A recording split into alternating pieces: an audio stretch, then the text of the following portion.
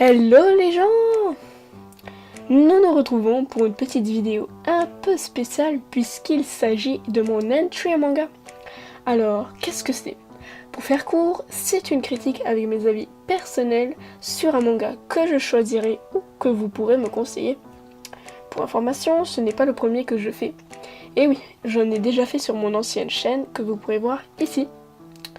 Nous pourrons enfin commencer avec un manga se nommant Dusk Maiden of Amnesia, aussi appelé Tazogare Otome Amunecha. Désolé pour mon accent. Très bien. Celui-ci étant du type shonen et est sorti au Japon en 2008. Il est notamment constitué de 10 tomes et de 12 épisodes dans l'anime. Pour en résumer l'histoire globale, ça parle de fantômes. Pardon. Oui.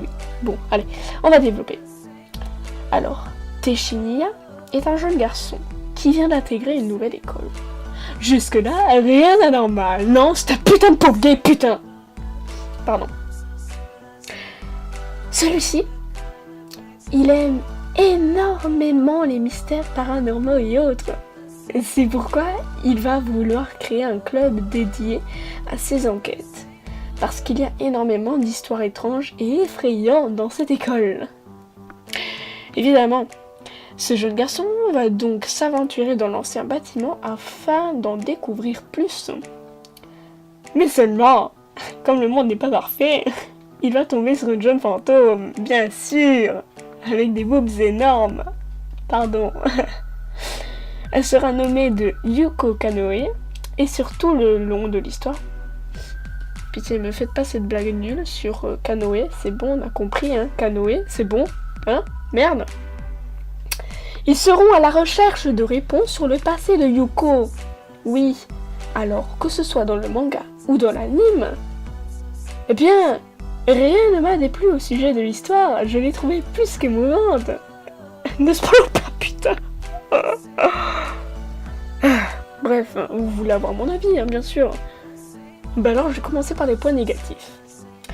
Alors, en premier, eh bien, je n'ai pas. Pourquoi j'ai pris ce manga feuille? Non, allez, on va se concentrer, en réfléchissant bien, pardon. Je trouve que ce manga, franchement, c'est dommage. Parce que on n'en découvre pas plus sur les personnages. Comme Nia, c'est comme un personnage important, tu vois. Il est là, carrément, tu vois, et on connaît rien de lui. Même les autres personnages, je sais pas. Les personnages secondaires, on connaît rien d'eux. On est à la recherche du passé de Yuko, pas de souci, mais on ne connaît rien des autres. À part peut-être vis-à-vis de Kiri Kanoe, qui est l'une des amies de Nia. On sait que c'est la petite fille de l'approviseur de l'école, mais sans plus. C'est un trait que je tiens à souligner car c'est vraiment dommage là-dessus. Après, c'est aussi au sujet du personnage Momoe Okonochi. C'est vraiment un des pires personnages qui puisse exister, c'est pas possible, franchement. Je préfère encore la Kiri du début qui joue la détective et la chiante que Momoe, c'est pas possible. Cette fille, elle est juste insupportable.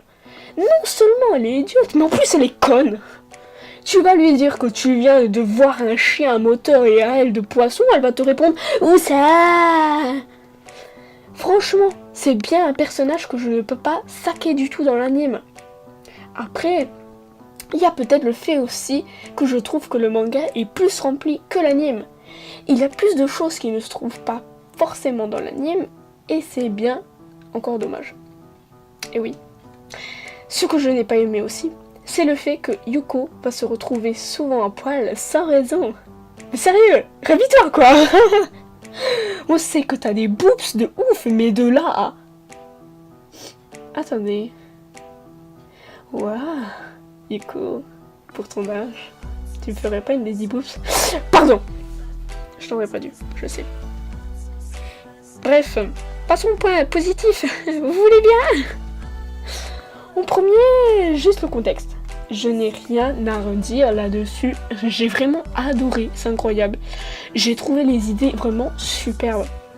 Après, les attitudes des différents personnages aussi, parce que les personnages ont vraiment un caractère propre à eux. Ils sont tous différents. C'est cool ça. Ils sont bien distinctifs, même s'il y a toujours cette tête de con qui me fait chier. Le dessin est vraiment aussi très superbe. C'est pas français. Que ce soit dans l'anime ou dans le manga, j'apprécie énormément. Le suspense monstrueux et génial. On est perdu entre attachement et confusion. Tu vois le genre? On a du mal à se forger un avis positif ou négatif sur les personnages au début. Il y a des passages très intéressants dans l'anime, tels que les flashbacks,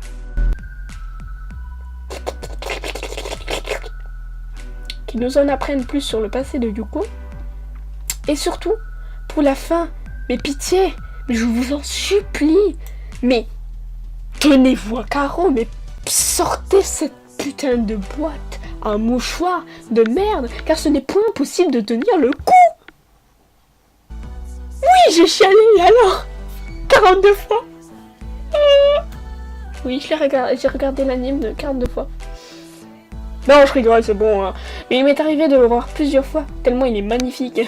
Il est très émouvant pour la fin. Du coup, voilà.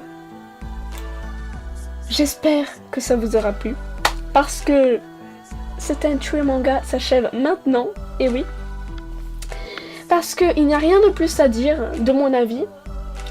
Je vous invite à aller le voir, franchement, s'il a l'air de vous plaire, etc. Vous pourrez vous forger votre propre avis là-dessus.